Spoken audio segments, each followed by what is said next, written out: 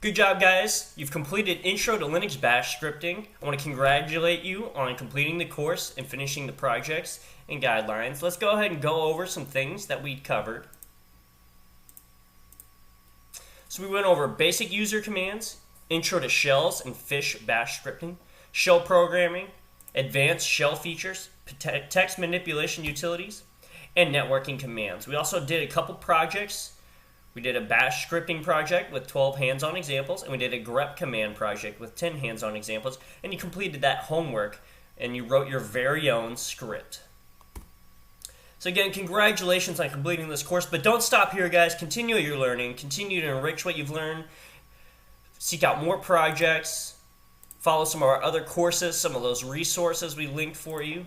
Be sure to keep reading and doing more projects so you can cement these ideas in your head. Definitely take some of these follow-up classes, such as Learn PHP Programming, intermediate level Linux Bash Scripting, so that'd be a good one to take immediately after this, and that will be a course that I instruct as well. And then Linux Management for System Admins, which will be another course that I instruct, and Intro to HTML and CSS.